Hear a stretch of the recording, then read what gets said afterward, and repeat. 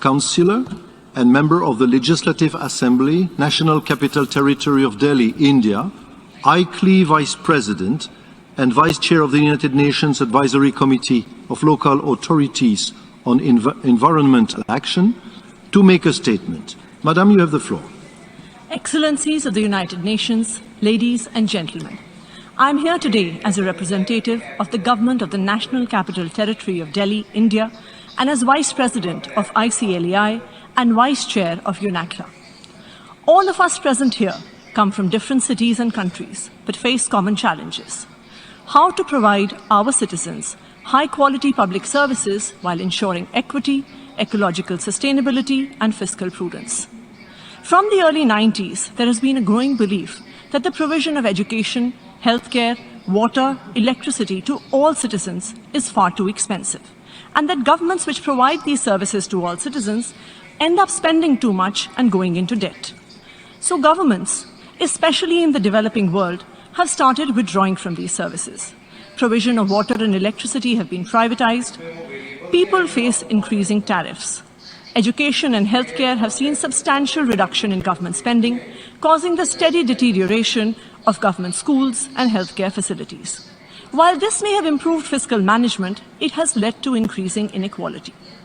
However, in the last 7 years in Delhi, a city of 30 million residents, we have shown that we can do both, provide high-quality public services while running a fiscally responsible government. In 2015, a new party that was formed out of a nationwide anti-corruption movement came into power in Delhi, led by Chief Minister Mr. Arvind Kejriwal. We faced many challenges. Delhi had some of the highest electricity tariffs in the country. The financial health of power distribution companies was poor, power cuts were frequent, the government water utility was facing losses, government schools and hospitals were failing, and families were shifting to private providers for the same. However, in the last 7 years, the Delhi government has turned all this around. We now have 24/7 electricity, some of the lowest electricity tariffs in the country. 4 million households get a zero electricity bill. The financial health of power distribution companies has improved.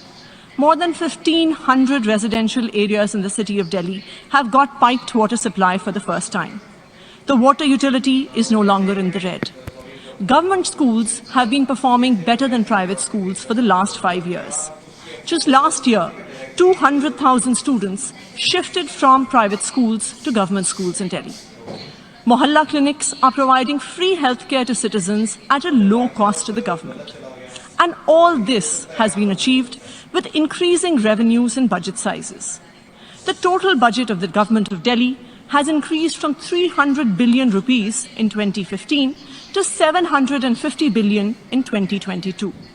The per capita income of Delhi is 3 times higher now than the rest of the country, and the state GDP has increased 150% in the last decade.